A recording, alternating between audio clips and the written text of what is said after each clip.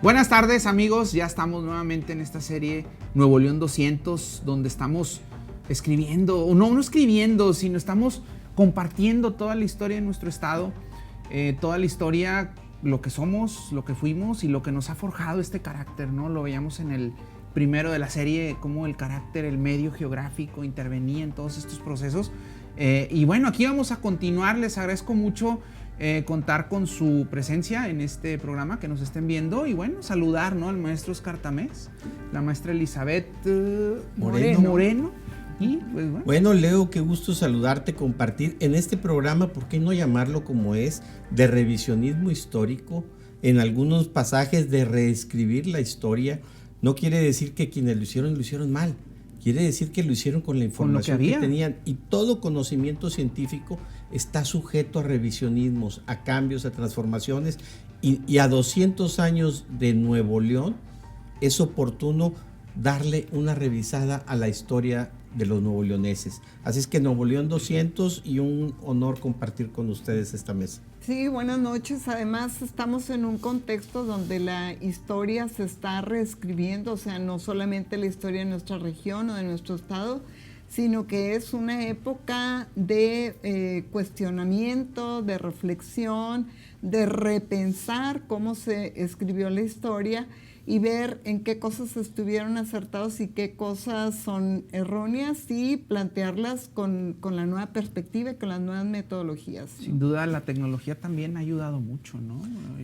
Bueno, es que hoy podemos accesar a los archivos de no pares, locales, al archivo en Sevilla, a través de nuestra tecnología, un clic en la computadora, podemos acceder a trabajos de campo que a lo mejor no podríamos realizar nosotros. Es que la tecnología nos lleva a poder tener nuevos aportes en la historia. Por ejemplo, los aportes de nuestro origen. Pero cuando hablamos de nuestros orígenes, que es uno de nuestros temas centrales como nuevoleoneses, no es en el nuevo Reino de León. El origen de nuestro territorio tiene una historia, diría desde la prehistoria, Leo. Sin duda, antes de Nuevo Reino de León, antes de Nuevo León, este territorio fue muy distinto. Platicaba ahorita la maestra Elizabeth sobre el contexto geográfico y cómo fue definiendo, ¿no? En el pasado, pues mucha gente se pregunta si Nuevo León tuviera playa, ¿no? Yo creo que es lo que le falta. Aquí por los Cabazos, ¿no? Bueno, en Santiago tenemos la playita. La playota, tenemos, ¿no?, el Cozumelito en el río Ramos. De todo, que por cierto, no me gusta que le digan Cozumelito, porque aparte de que es diminutivo, ¿verdad? Y el río Ramos, pero es con cariño. Pero fuimos mar, Leo. Sin duda, aquí las evidencias prehistóricas que se han presentado hablan de un mar interior, que era el mar de Tetis, que separaba de algún modo al continente americano, al Norteamérica, y pues nos tocó ser mar. Ya en Coahuila pues estaban las playas, ¿no? Lo bonito, la playita y todo, pero aquí en Nuevo León fue mar. Hay evidencia nada más y nada menos del monstruo Aramberri, que es un animal prehistórico submarino que estaba en el agua y que se encuentra en esta zona, ¿no? Entonces, un clima, un contexto muy diferente, ¿no?, al que tenemos actualmente, pero sí, hubo un sobre todo mar un contexto tan distinto al que estamos viviendo, en donde está faltándonos agua, ¿no? Bueno. Entonces, sí es difícil imaginarse que alguna vez todo esto estuvo sumergido en un océano. Y creo que hay una exposición muy linda ahorita en el Museo del Noreste, que se llama así, Fuimos Mar, y que corrobora con todas las evidencias que están ahí lo que estamos platicando, ¿verdad? Hay gente que asegura, estos senderistas, ¿no?, que agarran el vía libre para el Cerro de la Silla, para el Cerro del Topo, para todos esos lugares, han reportado restos fósiles de conchas incrustadas en las partes más altas del Cerro de la Silla. Claro. Así seguramente en muchos de las sierras que tenemos en nuestro estado, porque el agua sí estaba muy alta. Para García, yo creo que los límites de Nuevo León con Coahuila, como bien lo señalas, para ir a la playa, ahí es donde podemos encontrar muchos fósiles todavía petrificados, pero luego también tenemos vestigios de las culturas prehispánicas. Caminas esas zonas y encuentras también puntas de puntas lanzas. de flecha, Ajá. petrograbados, De flecha. petroglifos, pintura rupestre. Pero aquí me asalta una duda, maestro. Cultura. Mucha gente se niega a reconocer que nuestras tribus prehispánicas tenían cultura. Bueno, yo te diría, el término cultura viene de la misma raíz de cultivo. Así es que se asume que hay un desarrollo cultural a partir de que el ser humano se vuelve sedentario, y el sedentarismo tiene que ver con la aparición de la agricultura y la cría de algunas especies de animales. Entonces, en ese sentido, algunos defenderían que no había cultura como tal. Sin embargo, dos precisiones.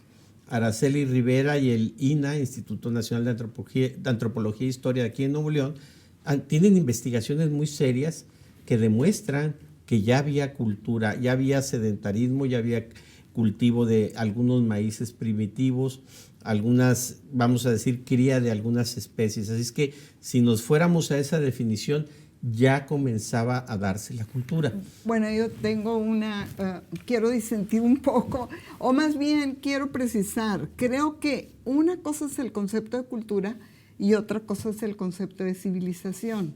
Entonces, si hablamos de cultura, eran culturas nómadas, eran culturas cazadoras, eran culturas que tenían cierta organización. Cultura desde la perspectiva de lo que hace el ser humano, Claro, las actividades del ser humano. O sea, desde el punto de vista antropológico, pues hay una cultura ahí también distinta a la europea, sí, claro, y en algunos casos radicalmente distinta. Porque mucha gente quiere ver cultura, una pirámide grande, un complejo majestuoso, y menosprecia, ¿no? El cincelazo, sí, en el... Sí, pero, la piedra. Pero vuelvo a lo mismo, o sea, ¿en qué sentido estamos entendiendo la palabra cultura? Sí, yo me iría a una simplificación, es cultura como sinónimo de cohesión grupal.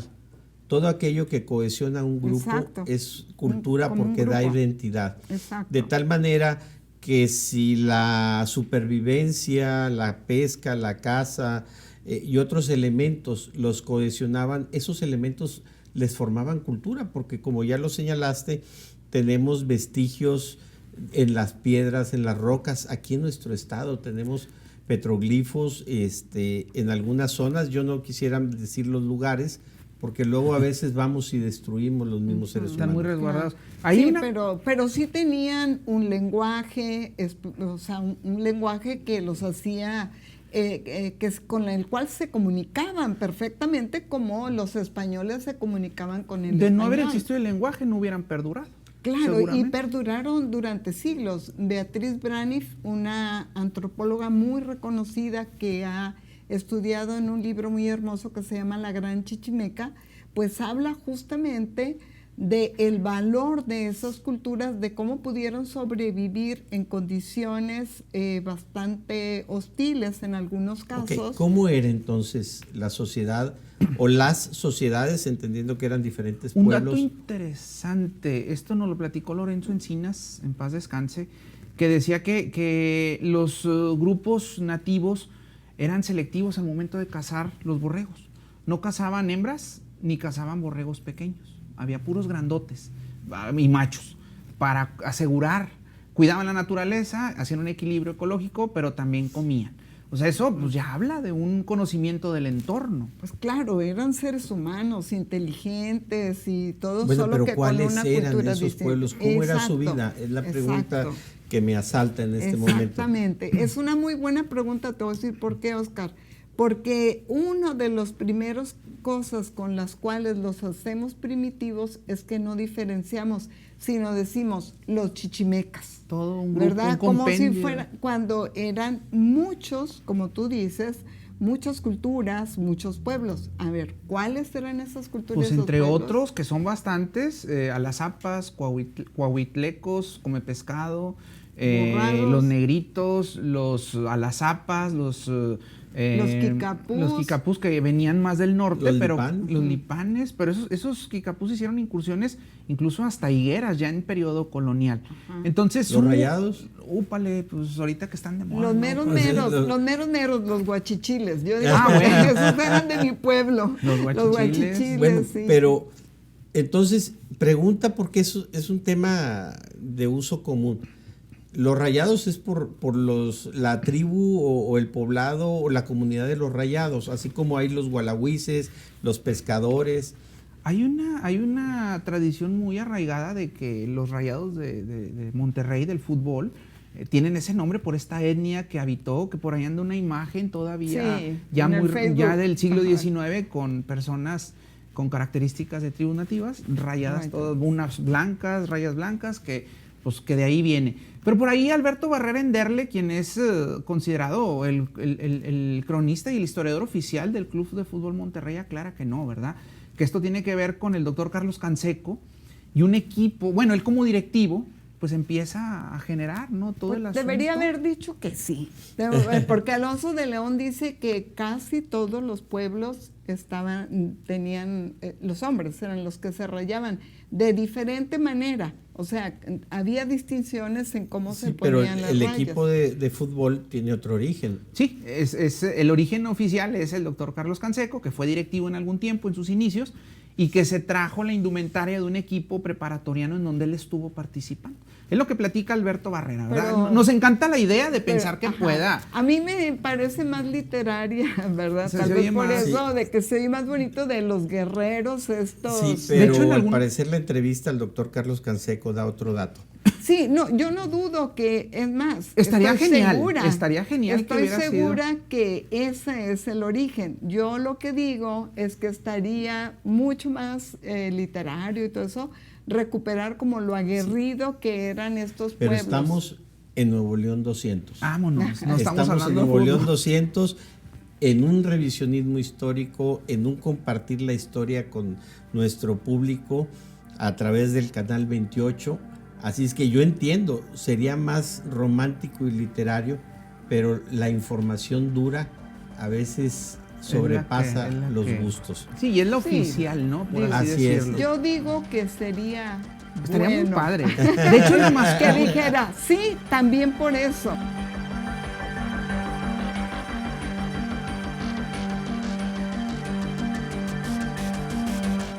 ¿Cómo se da ese proceso de hispanización, de hispanismo?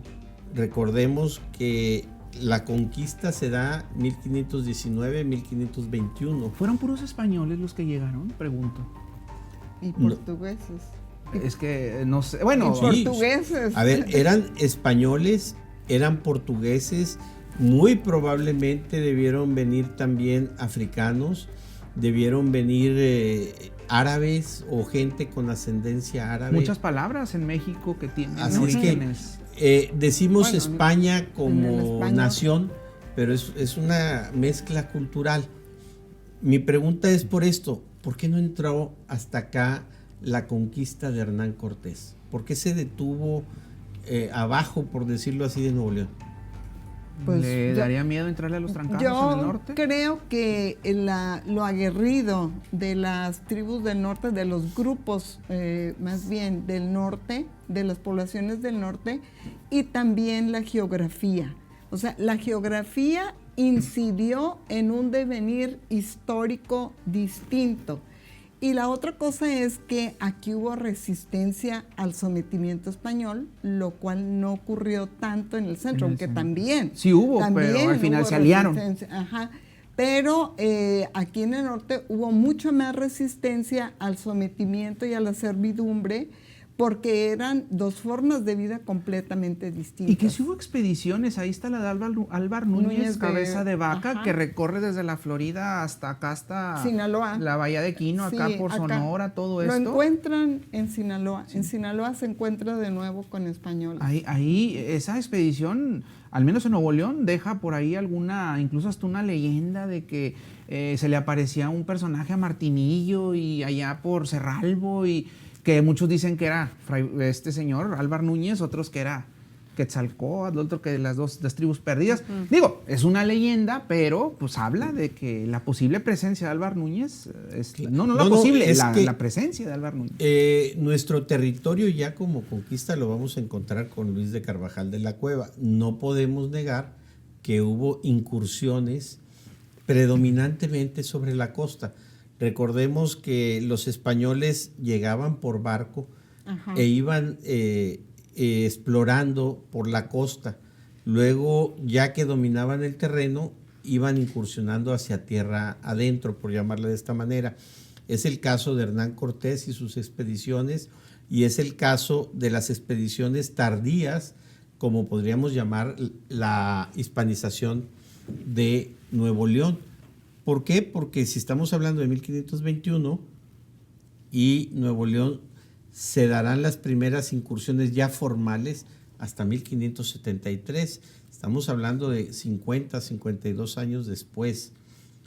¿Cómo se dan estas incursiones? Bueno, recordemos la presencia de este portugo-español, y le llamo portugo-español porque él llega como español, que todos sabemos que es portugués, y me refiero a Luis de Carvajal de la Cueva, acusado en la Inquisición por judaizante. Todo un proceso que sufre él y su familia, ¿no? Incluso hay una película, incluso sale Diana Bracho, hay que recordar ahorita el nombre, donde habla de ese proceso.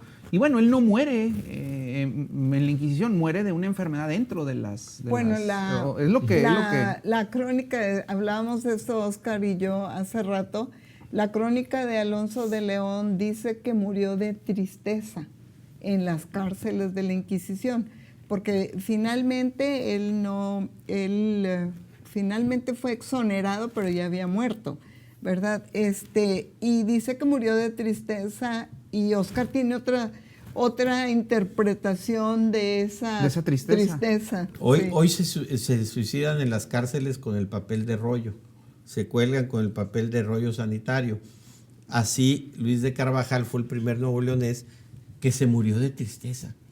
Alguien que fue esclavista, que fue expedicionista, que combatió piratas ingleses. Temple, claro, de acero, ¿no? Dejar tu país para venir a la nada y combatir indios, combatir piratas, cruzar el mar en condiciones no propias, y te mueres de tristeza en la cárcel. No, hombre. Pues a lo mejor anhelando todo lo que perdió, lo que hizo y no pudo disfrutar.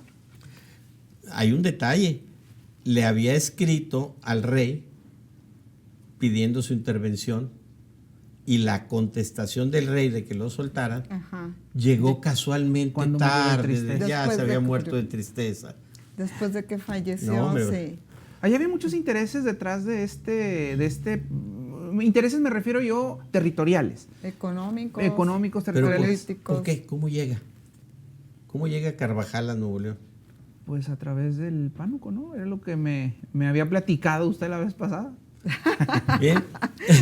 No, bueno, es que recordemos que Luis de Carvajal, de niño, pasa a España, se va a crear entre la nobleza, ahí en las fronteras de España y Portugal.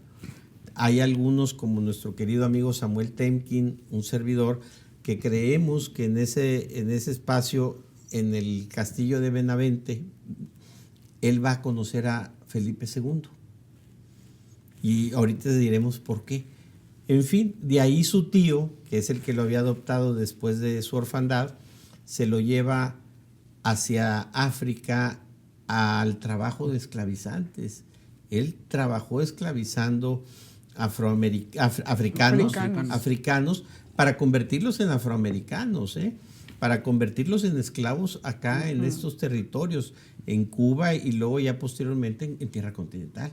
Ese es nuestro Luis de Carvajal, que se viene después de recién casado, casi todavía estaba de luna de miel cuando se vino, y deja a doña Xiomara, la deja allá en España, y se viene a la aventura. En Tampico se vuelve rápido un hombre próspero, se vuelve un hombre que fue alcalde y unas cosas más en esa etapa. ¿Pero venía así sin nada más con la bendición de Dios o traía un papel o traía alguna forma de respaldarse? Mira, en teoría, todos los que venían debían ser españoles puros, porque la ley así lo establecía. Un español puro es el que generacionalmente... De sangre pura en los 4 costados, o sea, no tener sangre sefardita o mora. O sea, Así es. Vamos a decir, a tus 4 parientes, digamos, los 4 abuelos, por ponerlo así, pero incluso hasta 4 generaciones. Implicaba tener la certeza de que no había sido sefardita o que no corriera por tus venas sangre sefardita. Y a esa gente se les pedía lo que podríamos llamar ahorita un pasaporte para salir de España hacia las colonias. La limpieza de sangre era el documento que pedían, la limpieza de sangre. Pero obviamente que sí sabían que él era sefardita, porque varios de su familia Carvajal ya habían sido procesados por la Inquisición. Entonces yo más bien pienso que se hicieron de la vista gorda con él, ¿no? Bueno, es que o era un consentido del rey porque pues dice que es muy amigo, ¿no? Bueno, es que es ahí donde las teorías complotistas entran en juego, porque se le dieron muchas concesiones. A este Luis de Carvajal, que emigra y en el Pánuco, insisto, se vuelve un hombre próspero, ganadero, que viene y tiene la fortuna de salvar al virrey de un ataque de piratas. Se vuelve muy amigo del virrey y le da una recomendación para ir con el rey a pedir tierras. ¿Por qué le da esa recomendación? Pues recordemos que las minas de Mazapil, Zacatecas, que era la frontera. Sí, era la frontera entre la tierra de guerra viva y la tierra de paz.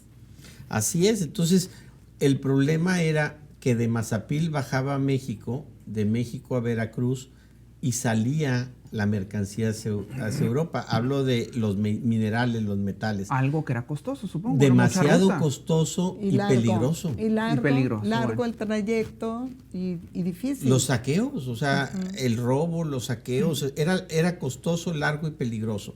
Así es que en esa relación con el virrey le encomienda encontrar una nueva ruta que transitara de Mazapil a Tampico. A la salida al mar. Y poder salir al mar. Ahí es donde inicia Carvajal. Si hemos recorrido la carretera Zacatecas, Concha del Oro está detrás de Mazapil o al frente de Mazapil, como la queramos ver, veremos que se hace un cañón naturalito entre la sierra. Hoy es la carretera, pero estoy convencido que por ahí pudieron haber pasado ellos a caballo y llegas prácticamente a Saltillo. Siguiendo ese cañón entre las montañas, llegas a Saltillo. ¿Hay posibilidad de que esa ruta la hayan marcado nuestros indígenas nativos? Muchos de los caminos que los españoles tomaron pues estaban ya trazados. Es muy factible, sin duda es probable. Que lo conocían, sí. La que lo conocían seguramente que sí lo transitaron.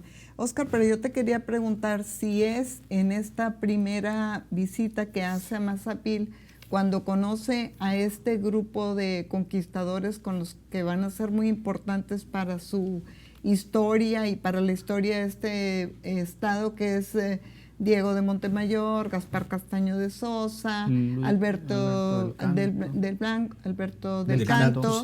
Sí, o sea, si es en esta primera visita cuando conoce a estos portugueses. Bueno, hay autores, que aseguran si lo acompañan Alberto del Canto, Diego de Montemayor, en la primera expedición de 1573. Habrá otros autores que difieren.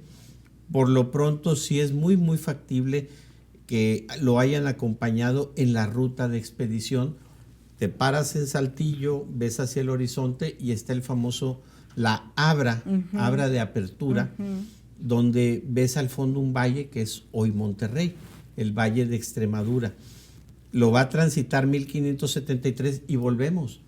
Tú párate hoy con la tecnología, con Google, y verás que la sierra llamada Cerro de la Silla y la Sierra Madre forman un cañón que te va sacando hasta Linares y ya de ahí hacia mar, hasta llegar a Tampico. La parte más bonita de todo esto es en mi pueblo, en Allende. En Allende, ¿verdad? Ahí es por donde supuesto. se pone más bonito esa Claro, cosa. y la plaza en domingo no se diga, preciosa. Así es. Pero bueno, ese es otro tema. Eso, ya llegaremos llegaremos al origen a- del rancho del Reparo. exacto. Ahí a ver qué nos platica. Bueno, y este. el lugar de los guachichiles, del colmillo.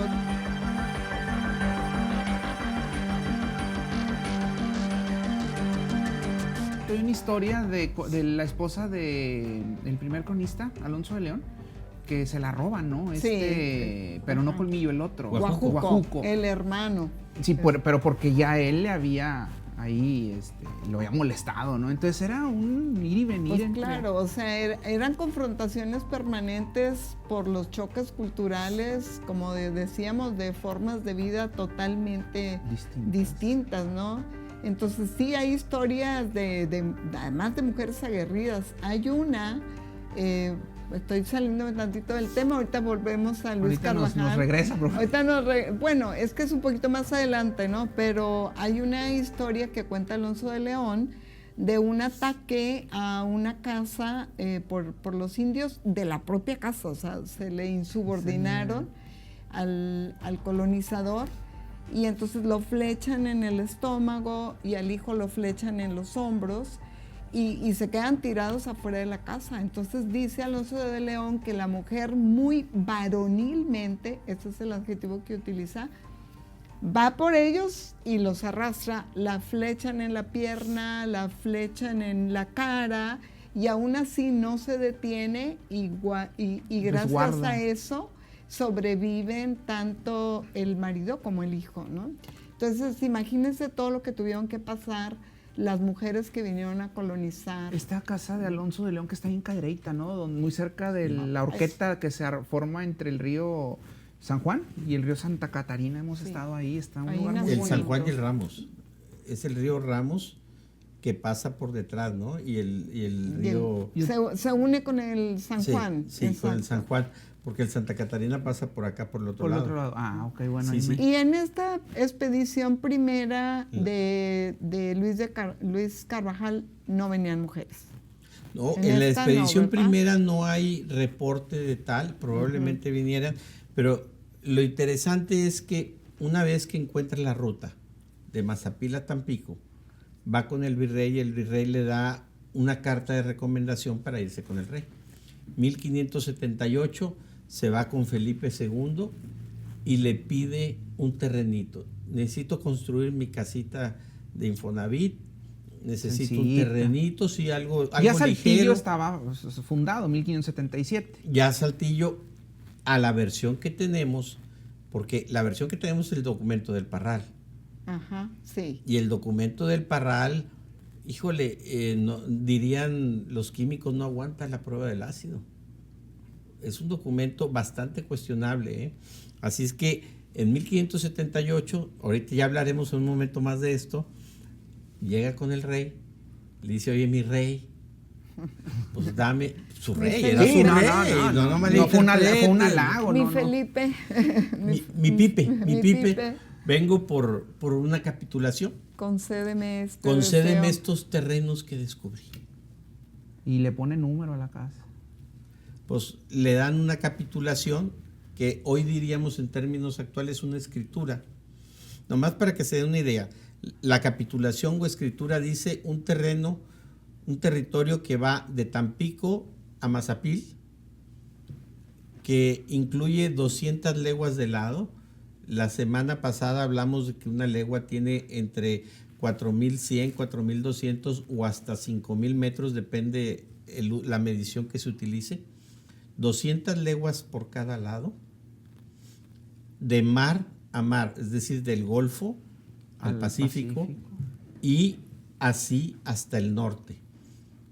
Estamos hablando de un cuadrado de 200 leguas por lado. Hay condicionantes, respetando los límites de Nueva Vizcaya y de Nueva Galicia. Y esto nos lleva a interpretar que el mapa, porque se habla en la capitulación del mapa, ese mapa no lo hemos encontrado hasta ahorita, y algunos historiadores han diseñado la idea del cuadrado. Pero hay que entender que si dice que llegas a los límites, pues ese cuadrado pudo haber empezado en Tampico, pasado por Mazapil, llegado más o menos hasta el límite de lo que hoy es Monclova, de ahí subir hasta Nuevo México, hasta Texas y bajar. Lo que sí es que era una extensión territorial bastante amplia que causó la envidia y luego, ¿no? Y porque además se le llamó reino. Ese es el problema, yo creo, en parte, ¿no? En parte la personalidad de Luis Carvajal, que creo que tú has estudiado más eso, Oscar, pero la personalidad de él y el que se le llamara reino, porque Nueva Galicia no era reino, Nueva Vizcaya no era reino, pero ese era el nuevo reino de León. ¿Y qué implicaba ese concepto? Pues otro reino como Nueva España, con me independencia, imagino. Supongo, para que generara tanto políticamente. Para dimensionar, en 31 de mayo de 1579 el rey firma la capitulación, luego en junio le da otro documento complementario a esta capitulación, todo en 1579. Pero ¿qué dice el texto? Está interesante. El territorio se va a llamar Nuevo Reino de León, tal como lo propone Luis de Carvajal. Uh-huh. El gobernador será Luis de Carvajal. Tiene un costo la capitulación, es decir, no es donado, pero él pagará, como no tiene dinero, pagará ese costo con lo que saque del mismo terreno. Pues imagínate que nos regalen una empresita de esas, ¿no? Se lo fió.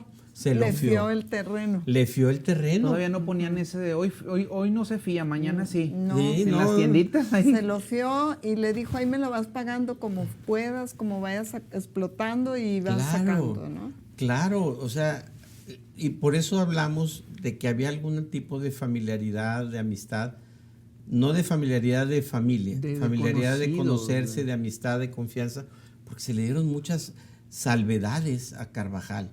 Y eso pisó callo, supongo.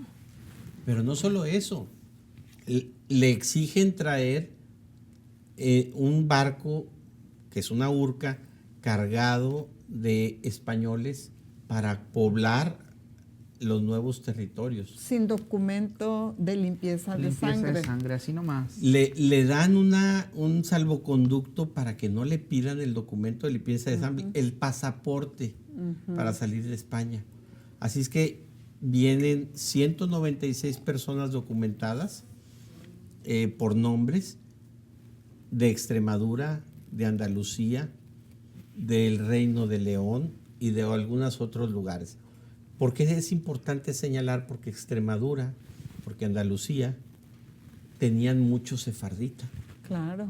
Entonces es muy, muy probable que el barco viniera, si no en su totalidad, predominantemente con sefarditas, es decir, los primeros braceros que llegaron a Nuevo León, al Nuevo Reino de León, los primeros ilegales, indocumentados que llegaron, son los fundadores de este nuevo reino. Estos eran los que decían huerco y nos heredaron el huerco. El huerco.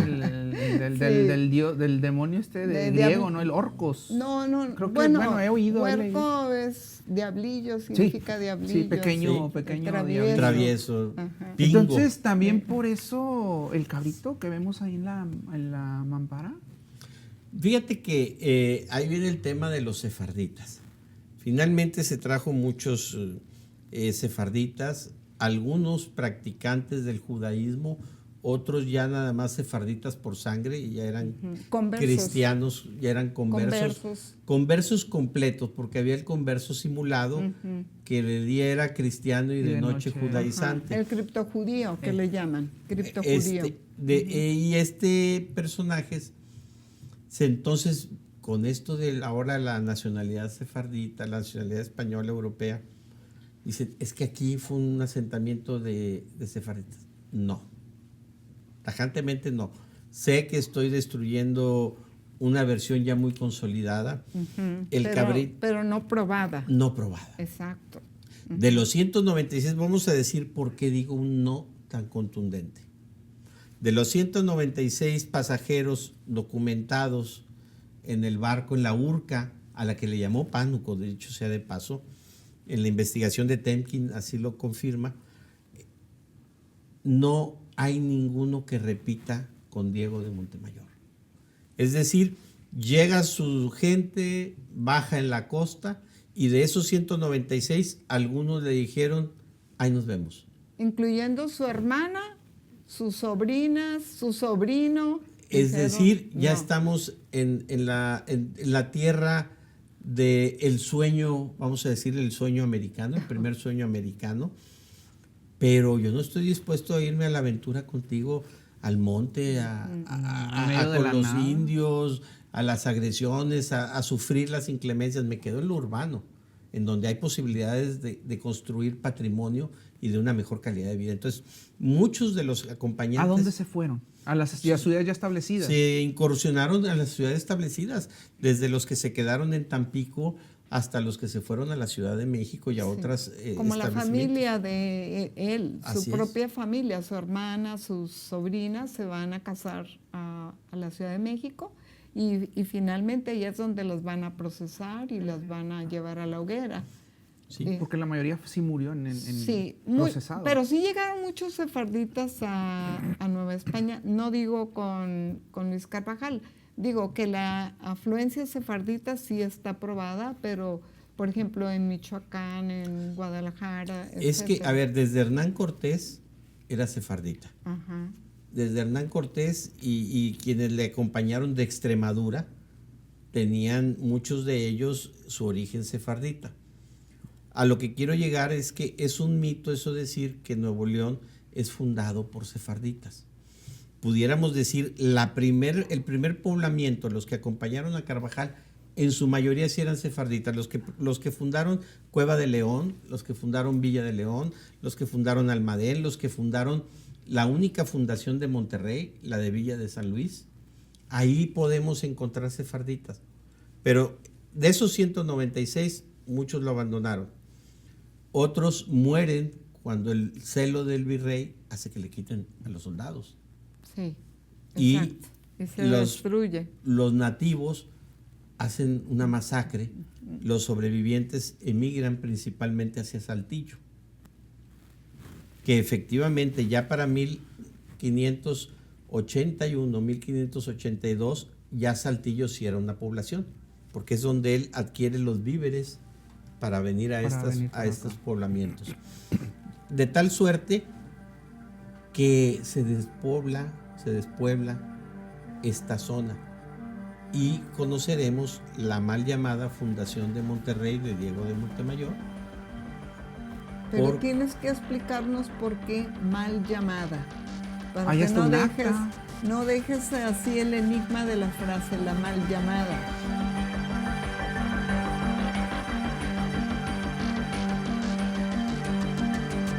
Bueno, es que, a ver, de los tres que yo tenía, uno se cayó en la nada y el otro se fue a un repueblo. Vamos a aclarar. Tenemos las versiones, volvemos a cuando de una sola versión la repetimos y se vuelve una verdad. Claro. Lo dijimos la semana pasada. Mucho de la historia que tenemos es repetición de una primera versión.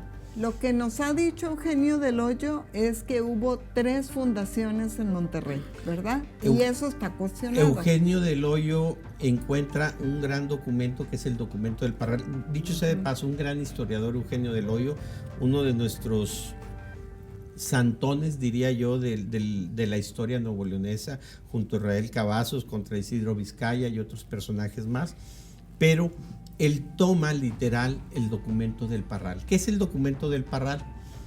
Las dos traducciones es la de Vito Alessio Robles y la de él, primero la de Eugenio del Hoyo, y es un litigio donde el rey Luis de Valdés le viene a disputar las tierras a Martín de Zavala. Al gobernador de 1642. El gobernador de Nueva Vizcaya le pelea Almadén, le pelea Monterrey y otras tierras. No quiere nada. Nada, cualquier cosita. Quiere que se los den. Sí, es que sabía que el Cerro de la Silla iba a ser emblemático. Pues, yo lo quiero, ¿verdad? Sí. Y en 1642 establece un litigio por las tierras. Pero pierde. pierden los dos, pierden ese litigio que está muy interesante, pero lo más enriquecedor es leer el documento. ¿Por qué lo refiero de esta manera? Porque está plagado de imprecisiones. Tú lees el documento y dice, mi antecesor Martín López de Ibarra mandó poblar y fundar Saltillo, y con Saltillo todo el Valle de Extremadura parte de Saltillo según esta versión. O sea, no funda Monterrey, funda Saltillo, y Monterrey era el patio trasero de Saltillo en esa versión. Y se dice que esa primera fundación es de Alberto del Canto. Eso es lo que dice el documento. Él manda, el gobernador de Nueva Vizcaya manda a Alberto del Canto, y por eso se le atribuye a Alberto del Canto. La fundación. Pero las fechas no coinciden. De hecho, dice que luego viene a ser Diego de Montemayor, alcalde, teniente gobernador de Valle de Santa Lucía, como afirman, le pusieron en esa mal llamada fundación. No, para ese tiempo Diego de Montemayor ya estaba con Carvajal acá. Estamos hablando de 1582. Ok, esa es la primera fundación, y ahí ya ahorita está cuestionado, rebasado. Sí. Alberto del Canto no fundó Monterrey. En la investigación que estoy realizando, la conclusión a la que llego, no hay tal fundación. No hubo, hay algunos compañeros historiadores que dicen, bueno, es que fundó Chositas. No hubo nada. Fue un invento a quedarse con las tierras. Ok, y luego viene Gaspar Castaño de Sosa. 1582. Viene Carvajal, funda Cueva de León, que dicho sea de paso, la visión, ahí les va, primicia. La visión del nuevo Reino de León es que desde entonces éramos una sociedad industrial. El nuevo Reino de León, Nuevo León 200, nace como un estado industrial. Pero pues no que el siglo XIX al final con la fundidora y la cervecería. ¿Cuál fue la primera población de...? O la primera industria. El primer poblamiento de Luis de Carvajal. Eran que muchos le llaman minas de San Gregorio. Cueva de León. De León. ¿Y por qué la fundó ahí? Mineral. ¿Y que la minería no es una industria? Bien pensado. Tengo frente a mí a la fundidora de hierro y acero emblemática, siglo XIX, siglo XX, minería. Sí, pues eso trabajaba. Así es que... Nace como un estado industrial por Luis Carvajal de la Cueva. Y de ahí se funda Villa de León y se va a fundar Almadén. Y en Almadén le instruye, le ordena a su colaborador, Gaspar Castaño de Sosa, vete a fundar la Villa de San Luis. Entonces, él es el fundador. Es la fundación, la única fundación en la primavera. Se dice que entre 1582 y 1583, el mismo Samuel Temkin señala que en la primavera del 83. Estaríamos hablando entre marzo y abril aproximadamente de 1583. Entonces, Diego de Montemayor lo que viene es a repoblar, dijiste. Exacto, Diego de Montemayor viene a repoblar un sitio en el que él ya había estado. Que ya estaba fundado. Ya era teniente de gobernador de estos territorios. Ya sabía cómo estaba la onda. Entonces, el meramente, diríamos, sería Gaspar Castaño de Sosa. El fundador de Monterrey, Gaspar Castaño de Sosa, a quien le debemos ese crédito. Que también por ahí... Entonces, tendríamos que mover la fundación de Monterrey unos años para atrás. A 1583. También es el fundador de ¿cómo era? San Francisco. San Francisco, en Apodaca. Hoy Apodaca, Gaspar Castaño de Sosa. Y además que Alonso de León, ahora lo he estado citando mucho porque lo he releído, hace muy buenos comentarios de Gaspar Castaño de Sosa, dice que era una persona muy generosa, o sea, habla muy, muy bien, de hecho habla muy bien de todos, incluso hasta de Alberto del Canto, también habla muy bien, pero se explaya más en sus buenos comentarios de Luis Carvajal de la Cueva.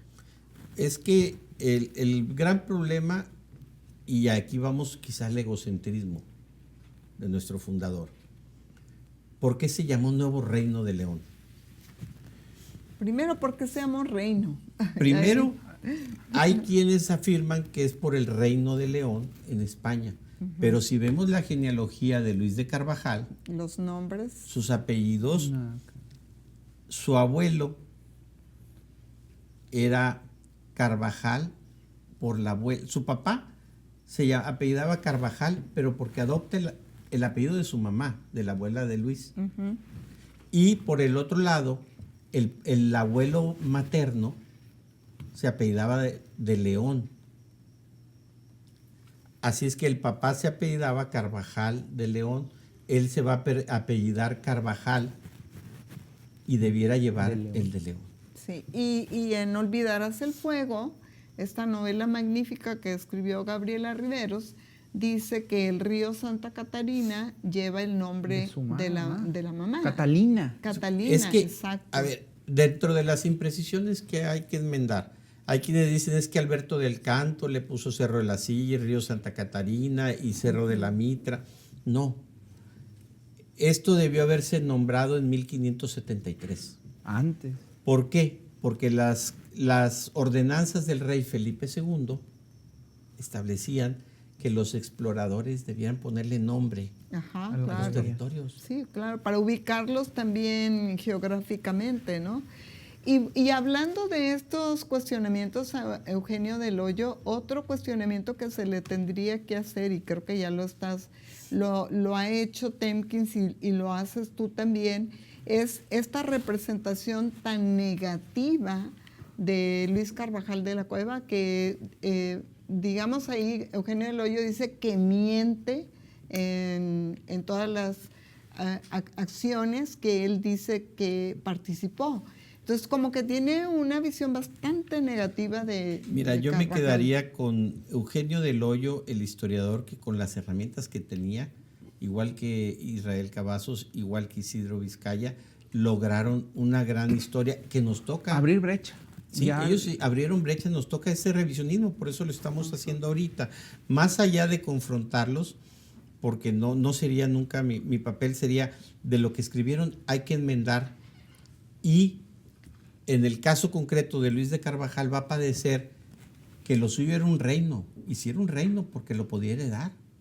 Claro. Él tenía en la capitulación la oportunidad de heredar su reino. 2, se lo dieron fiado. Era más grande territorialmente que lo que ocupaba la Nueva España. Así es que despertó muchos enemigos, envidias políticas, económicas, celos, este crecimiento de Carvajal. ¿Qué va a suceder? Lo más rápido. En política, ¿cuál es la mejor estrategia? Desprestigia a tu enemigo, a tu rival, a tu adversario. ¿Cómo podían desprestigiar a Carvajal? Con su origen sefardita, justamente. Acusándolo de judío practicante, y de judaizante. practicante. Ajá. Nos falta ya muy poco tiempo y queda pendiente la historia de Carvajal como mediador. El mediador, no sé si ya lo tendremos que tocar el siguiente programa, el siguiente de la serie, porque ya estamos sobre la raya. Yo ¿sí? lo que quisiera decir para ya no intervenir es que me ¿Pero parece... por qué se limita, maestra? Bueno, me parece muy interesante lo que la literatura está haciendo. O sea, los historiadores están revisando lo que se escribió antes, pero me parece que también la literatura no se ha quedado atrás. Y lo pienso precisamente en esta obra de Olvidarás el fuego de Gabriela Riveros, donde tiene otra perspectiva de la historia, otro punto de vista de esos hechos que ocurrieron en el pasado, y creo que se ve con ojos mucho más amables que de los que se había visto antes a todos estos conquistadores como Luis Carvajal, Diego de Montemayor, incluso Alberto del Canto, Gaspar Castaño de Sosa, ni se diga. Entonces hay una representación tal vez más cercana a lo que ocurrió en ese tiempo de la historia. Yo me quedo con que tendremos que retomar la semana que entra la Inquisición, la quema de la familia Carvajal, a Luis el Mozo, diríamos el primer rabino de la Nueva España. Juana Poeta, Porcayo. el primer poeta. Primer también. poeta. Juana Porcayo, muy importante debe es un personaje muy importante para mí. Bueno, pues que quede pendiente, amigos, no se pierdan el siguiente de la serie. Ya esto está empezando a agarrar más sabor, se siente más intenso aquí el compartir. Los esperamos el próximo jueves para seguir compartiendo aquí Nuevo León 200, un momento para revisar, conocer y entender nuestro pasado. Buenas noches.